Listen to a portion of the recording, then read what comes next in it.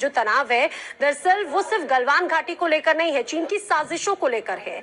चीन की एक और साजिश का खुलासा हुआ है और वो साजिश साइबर सुरक्षा से जुड़ी हुई है। जी हाँ, अब चीन जो है वो साइबर सुरक्षा में भी सेंध लगाने की कोशिश कर रहा है, वो साजिशें रच रहा है। चीनी के हैकर्स के निशाने पर भारतीय वेबसाइट्स हैं और इस हैकिंग के जरिए वो जो सूचनाओं से जुड़ी हुई वेबसाइट्स हैं उनमें छेड़छाड़ करने की कोशिश कर रहा है। चाहे बात बैंकिंग सिस्टम हो, पेमेंट सर्विसेज हो, उन पर भी चीन लगातार निशाना साध रहा है। चीन ने डीडीओएस के हमले को बढ़ा दिया है। डीडीओएस हमलों में बड़े कंप्यूटर्स पर निशाना साधा जा रहा है और ये कोशिश चीन की तरफ से लगातार की जा रही है।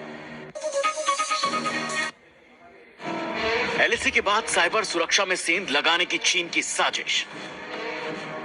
चीन के हैकर्स का साइबर हमला। एलएसी पर भारत की शक्ति से घबराया चीन अब चौतरफा साजिश रच रहा है। चीन के हैकरों ने भारत के खिलाफ साइबर हमले तेज कर दिए हैं।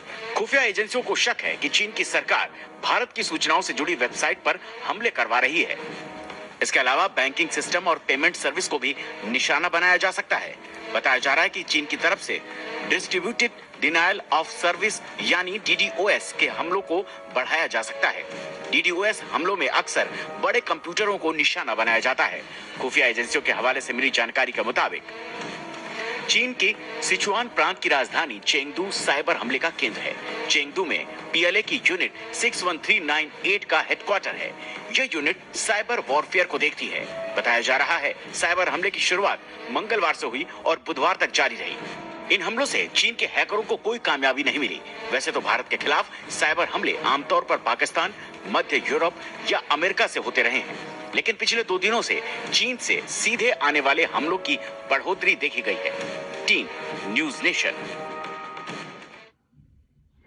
तो देखिए, चीन हर तरह से साजिशें रचने की कोशिश कर रहा है। कोरोना पहली उसकी साजिश थी, दूसरा भारत और चीन सीमा के बीच में जो तनाव है वो भी साजिश का ही नतीजा है। और अब जिस तरह से साइबर सेल यानी कि साइबर पर निशाना, साइबर के जरिए निशाना साधने की कोशिश कर रहा है, ये भी साइबर साजिश का ही नतीजा है चीन की। एलएसी पर झड़प हुई, अब दूसरी तरफ चीन अब दूसरे तरीके से भी साजिशों को अंजाम देने में जुटा हुआ है। हमारे साथ में सैयद आमिर हमारे सहयोगी जुड़ रहे हैं और हमारे साथ में साइबर एक्सपर्ट मोहित जी भी हमारे साथ में जुड़ रहे हैं। सबसे पहले मोहित जी, मैं आप ही का रुख करना चाहूंगी, इस बात को जरा आप समझाइए। दरअसल ये कहा जा रहा है कि जो डीडीओएस के जरिए हमले को बढ़ाया जा रहा है, किस तरह से चीन साइबर हमले को अंजाम दे सकता है, कितना ज्यादा घातक ये हो सकता है, कैसे टारगेट कर सकता है? ये जो अटैक होता है इसको डीडोस अटैक बोला जाता है और इस अटैक के अंदर बेसिकली बहुत सारा ट्रैफिक भेजा जाता है हमारी जितनी बैंकिंग साइट्स हैं या फिर हमारा जो भी क्रिटिकल नेटवर्क है उसकी तरफ। जब इतना ट्रैफिक एक वेबसाइट पर और या फिर एक स्पेसिफिक सर्वर पर आता है तो वो सर्वर नॉन रिस्पॉन्सिव हो जाता है, मतलब वो रिस्पॉन्ड नहीं कर पाता, हमारे लोगों को रिस्पॉन्ड नहीं कर पाएगा। तो उससे ये होता है कि हमारा जो क्रिटिकल इंफ्रास्ट्रक्चर है वो थोड़ा डाउन होने का चांसेस होता है और इस दौरान जितनी भी ट्रांजैक्शंस होती हैं, जितनी भी बैंकिंग ट्रांजैक्शन होती है वो फेल होती है। तो इससे कहीं ना कहीं नुकसान होता है गवर्नमेंट को और हमारे जितने भी सर्वर्स हैं, वेबसाइट्स हैं और कंप्यूटर्स हैं उनको एक्चुअली में काफी नुकसान होता है। तो इससे बहुत लॉस झेलना पड़ता है इकोनॉमी को भी, जो कंपनीज हैं या जो गवर्नमेंट सेक्टर्स हैं उनको भी काफी लॉस झेलना पड़ेगा और साथ में जो लोग उस सर्विस को यूज कर रहे हैं वो भी उस सर्विस को यूज नहीं कर पाते। तो डेफिनेटली ये जो अटैक है बहुत वाइड स्केल पे होता है, बहुत ज्यादा ट्रैफिक भेज दिया जाता है एक सर्वर के पास जिससे कि सर्वर डाउन होने का बहुत ज्यादा चांसेस होता है। जी जी बिल्कुल, यानी कि सर्वर पर छेड़छाड़ की जा सकती है। अब मैं आगे भी आपसे सवाल करूं लेकिन उसके पहले सैयद आमिर का रुख करते हूं। सैयद आमिर, लगातार साजिशें तो की जा रही हैं लेकिन भारत भी पूरी तरह से तैयार है चीन के हर साजिश को जवाब देने के लिए। हमारे यहाँ से किस तरह की तैयारियां की जा रही हैं, जरा ये भी बताइए।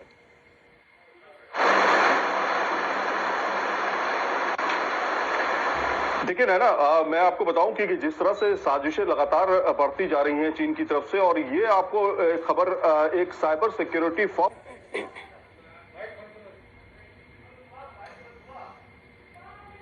जी लगता है संबंधी मंत्रालय जो है उनसे जुड़े हुए खतरा बढ़ा हुआ है। दूसरा ये कि जो बड़ी प्राइवेट कंपनियां हैं उनको हैक करने की तैयारी चल रही है। आपको बताएं कि ये जो हैकर का ग्रुप है ये बाकायदा जो चीनी सेना है उनके साथ मिलकर के काम करता है और ये उस पर निवेश चीनी सरकार जो है लगातार उस पर निवेश भी बढ़ाती जा रही है।